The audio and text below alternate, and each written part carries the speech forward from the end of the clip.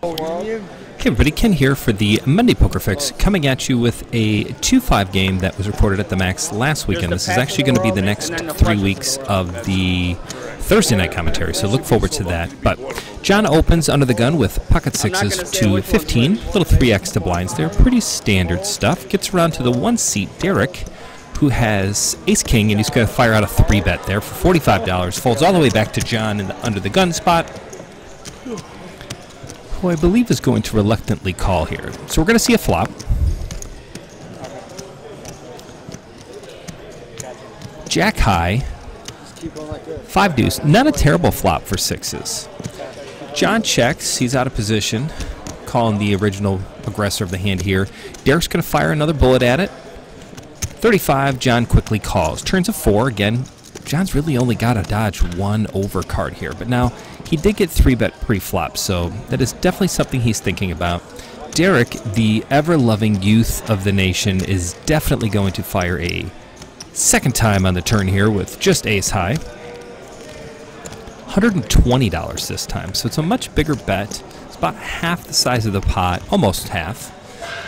John with the best hand here, 86% chance he is a winner. He's going to make a little postal joke here, which I never think is too early, so I like it. It's a good joke, John. He does ultimately call. We're going to see a river.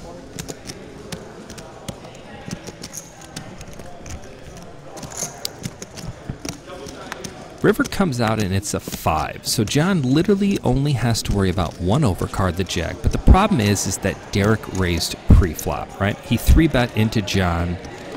So, I mean, he's representing a big hand. And I always find that when people 3-bet pre-flop, you can put them on one of 4 hands. And it's really the best 4 hands, at least in my opinion. Aces, kings, queens, or at the very worst, ace-king. Which means that John has got to put Derek at the absolute bottom of his range, of what he can put him on for a 3-bet in order to win this hand.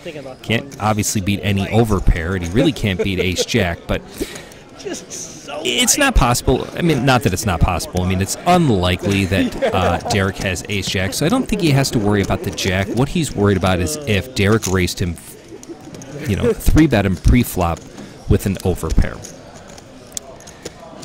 I remember a guy that when I used to play at Hollywood, Hollywood Casino when I was 21, this is pre-CCG, he used to always say that every hand that you play is 50-50. You're either good or you're not. So you get a 50-50 shot here. I mean, I either won or I didn't.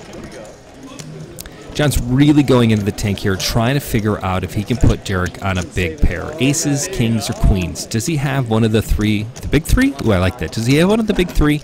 Or can he put him at the bottom of that range? So I've been thinking a lot lately about ranges and kind of where people can be and trying to put a player on a hand. John talks about being stubborn in the hand. I mean, he probably could have given it up on the flop. I mean, he got 3-bet pre-flop with sixes. You're really set mining at that point. I mean, John opened and he wanted to find out where he was. He found it pretty quickly when Derek 3-bet him, not a huge 3-bet, only $45 pre-flops. It's another $30 for John to call, and then Derek only bet 35 on the flop, which again, keeping it relatively small. 120 in the turn was a little bit of a tough spot, but I feel like if you're going to call the turn and there's really no help on the river, you're probably going to have to call. Otherwise, why the hell did you call all of those other streets? So John ultimately does tank call here. Thank Lord, because there's nothing worse in this game than a player who's going to tank fold.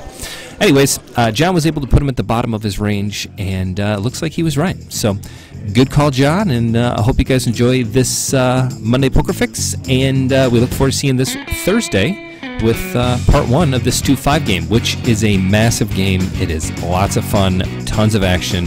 You guys are going to enjoy it. We'll see you this weekend. Bye, everybody.